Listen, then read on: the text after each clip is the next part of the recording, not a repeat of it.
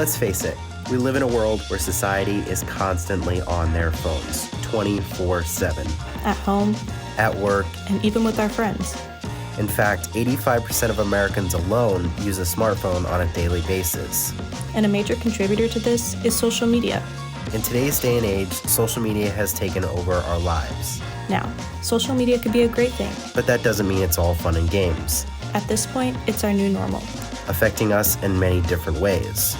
Social media has affected our mental health, confidence, and how we perceive others. Let's talk about just how much this is taking a toll on us as human beings. By looking at two very different perspectives. I'm Taylor. And I'm Christine.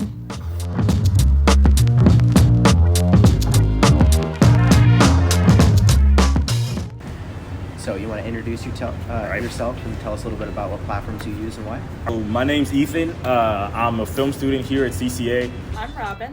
I'm 20 years old. I'm a third year studying illustration. I do the Learning Resource Center. I'm the program assistant and senior coach there. I'm an RA in Blattner, and I just do different things on campus. And the social media platforms I use the most are Twitter, Instagram, and TikTok. I'm on Instagram, TikTok, sometimes Snapchat, but not anymore, and Facebook.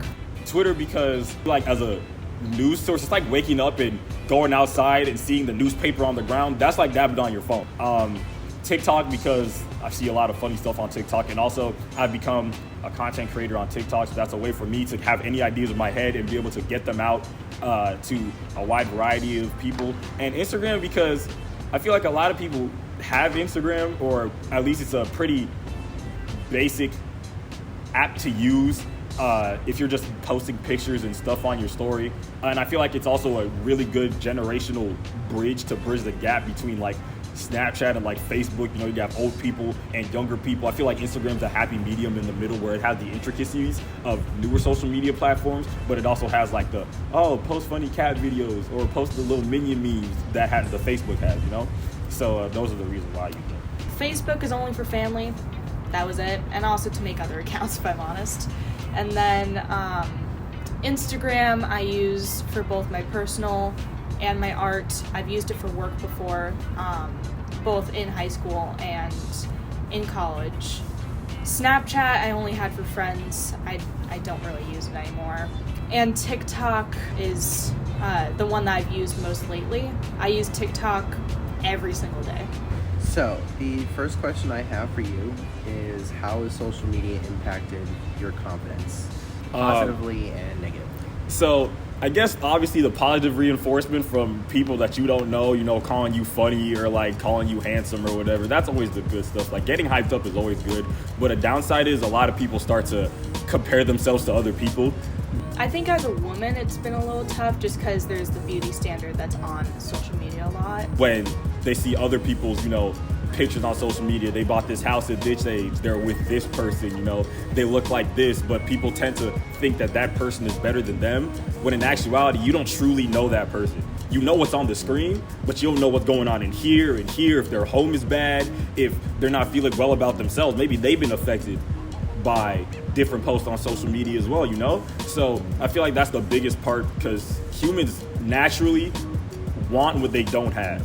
It's not just from social media, but people's reactions from social media. There's people that say that you need a bigger butt, you need to be skinnier, you need to have more makeup, you need to have less makeup. It's endless. When I was a teenager, I was very influenced by it, but nowadays I don't care as much, just because it doesn't matter how much influence social media has. You're gonna live your life however you want to live it. Social media isn't really the best way to gauge the value of a human life either. How would you say social media has affected the way you feel about yourself? In terms of how I saw myself, I've been told I'm funny, you know, so that's a thing that I constantly get, but also at the same time, I was overtaken by the amount of interactions and likes I had on a post or like a tweet or like a TikTok, and that would kind of determine my worth and my relevancy on this plane of existence, but in actuality, that's not what it is at all. For a while, I was very self-conscious. I would say until COVID, I was pretty self-conscious. There was no one telling me online that I was ugly or that I was not perky enough or anything. It was just implicit within different images online, within other people that I follow, if they have more likes or if they have more comments, or if the comments on it are saying how beautiful they are, and then mine or someone else's would say, oh, good job, and that's it.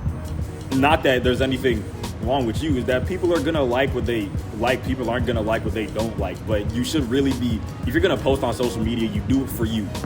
Do you think that social media can have a part in how people act at school and at work and how they talk to people? Yeah, no, slang is a big thing. You know, people create different slang words on social media, and then people use it in different ways. A lot of my jobs rely on social media.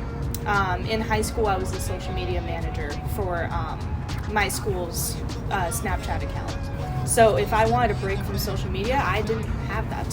One example is on TikTok, where, you know, they had like the devious licks, you feel me? Where it was like people stealing shit from their school, and it's like, you're committing a whole crime and posting it, and it doesn't make sense to me, because they should kind of be arrested for this stuff. You know, theft is an actual like crime, and if you want to get religious, it's a sin in the Bible. So it for sure affects how people act in real life, because people are gonna do that. They think it's funny, so they're like, oh, I want to try that. I want other people to think I'm funny too. But I'm not saying that it won't work all the time, but for the most part, like, you know, it's real life, and you can't necessarily keep doing the stuff that you see on the internet. And as an art student, I have my own art account, which a lot of the time I haven't posted all of my stuff, which has affected different viewership. But then when it comes to the Learning Resource Center during the summer, I managed the account, and it took up a lot of my time. It's been hard to avoid social media. Even when I say I need a break from it, I don't truly get a break. Tying a little bit into the political realm of things, social media can have a huge influence. As you were just saying, that, you know, people start doing stuff on social media, it gets lots of hype, lots of viewership. Do you think that could have a large effect on other things, such as political views and how people see things in the world today? Yeah, because it's already happening. Take last year for an example. Like, there was a bunch of information being spread about the protest, or some people saying that they, you know, they wrecked and they rioted this place, and then some people are saying, no, that didn't actually happen, it's different people. It's really, people believe what's in front of their faces, right? And if you see somebody post on their Instagram story all these articles and stuff like that, they've done their own research, so you don't have to, and a lot of people don't like digging and doing their own research. And social media will affect especially politics, because people will believe what somebody with a verified account says.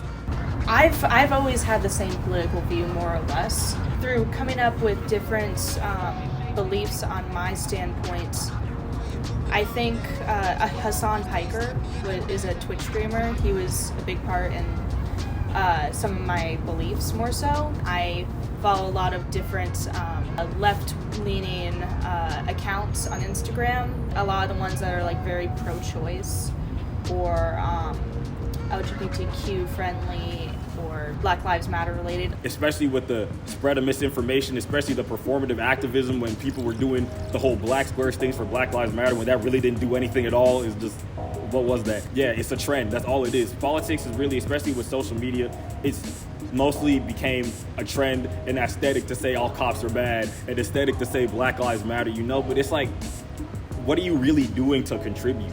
During COVID as well, around the time that George Floyd got killed, I did start making some Black Lives Matter content, and those unintentionally got a good amount of views and likes and stuff. That wasn't my intention, but it was more so to just kind of spread the message for certain things that weren't broadly out there. How often do you believe what you see online? To be honest, a lot of stuff takes me by surprise when it comes to stuff that I find online, like this celebrity died or this happened. Recently this morning I read that there's gonna be a chicken nugget shortage. You know, it's like one of those things where I get taken by surprise, but it also depends on where your source comes from.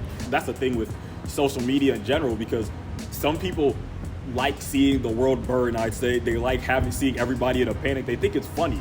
In actuality, it can be harmful to people, especially if they can be heavily affected by like the fake information that's being spread.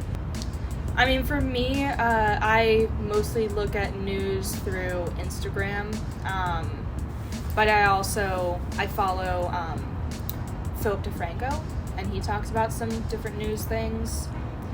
I'm pretty sure, like, a lot of the people that I'm friends with use Instagram the most. Twitter's a big one. I don't use Twitter, but basically the stuff that I see on Instagram are sometimes tweets just screenshotted and put onto Instagram. I wish I could say people can be swayed. People are very stubborn.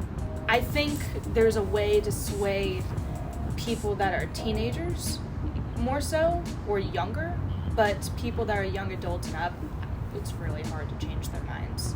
I think social media has a part in getting those messages in your head. The question is if you're going to take those messages and go, yep, I agree, or no, I disagree. Okay, so something happened a couple months ago. You might have heard with a Facebook whistleblower named Frances Haugen. She recently spoke out about how Facebook's algorithm is set not to be a safe space, meaning that if they created a safer platform, people would spend less time on their site, creating less money for the company. And she said it's easier to inspire people to anger than it is to other emotions. So how is this harmful or helpful? I really think that it's easy to inspire people to anger. I think that's a pretty valid statement, because you can get people will get angry about a lot of stuff. You can say one thing and then everybody will start gunning you down. It's true. That's really it. It's unfortunately true, and there's not much that we can do about it since social media is just kind of intertwined in our lives through the years. Like if this was 25 years ago, we wouldn't be relying on social media at all. It's not even a thing. But I think it's impossible to take it out of our lives at this point. So since we all know that social media is basically just a business, how can we as the consumers keep ourselves safe, like in terms of our mental health, our confidence, our body image, and just like how we feel being ourselves? To be honest, don't spend too much time on it. And that's really ironic coming from me, because I spend a lot of time on it, but I really feel like the best way to do that is not have your whole life centered around that. Not have your whole life centered around what other people you've never met before, random people on the internet, think about you, how you're perceived on the internet. It's kind of cheesy to say. Support groups are not a bad thing. Having different online accounts in support of something and having just that group to latch on to might be good, which I already have. A lot of people already have. The value of you as a human being is what you do out of the real world, Not really if you make a banger tweet or you post this really hot bikini pic, whatever. It's really just a matter of, as long as you have a disconnect from your real life and how you're perceived on social media, as long as you're aware that this isn't me and whoever says this about me, this random person, they don't know me. So you have to have that disconnect, because you can't let it take over your life, or else that's all you'll think about. I love and hate social media. Without social media during COVID, I wouldn't be friends with a lot of the people that I am right now. I know there are some people that were struggling during COVID, and I think without social media, some of us would not be here right now. Just social media, and like everything, has its pros and its cons, a balance. People are going to use it for harmful means. People are going to use it for good means, spreading art, making funny content, posting cute pictures. But it's really how you use it, how you perceive things on social media, rather than blaming other people for stuff. Because if you don't like some content, you don't have to see it. If you don't like a certain person, you don't have to see it, You can make social media, for sure, a safer place for yourself by really, taking action in avoiding these harmful stuff, because the block button's there for a reason. You don't really have to be liked by everybody. You don't have to like everyone. That's not how life is. You're not going to get along with everybody. You're not going to like what you always see on your phones. So it's up to the person. It's up to you as the user to kind of have that consciousness to make sure that your experience on social media when you're using it is a good one, or at least a tolerable one. Overall, I just wish we didn't rely on it, but that's never going to happen. We're always going to rely on it. So, there you have it. Two very different perspectives on the world of social media. As was said, social media can be a blessing and a curse, filled with plenty of positivity as well as its fair share of negativity. So the question is, will social media ever go away? And the answer that we think is no. Social media will be with us forever. It's up to us to decide how we perceive things and what we do with that moving forward. I'm Taylor. And I'm Christine. Thanks for watching.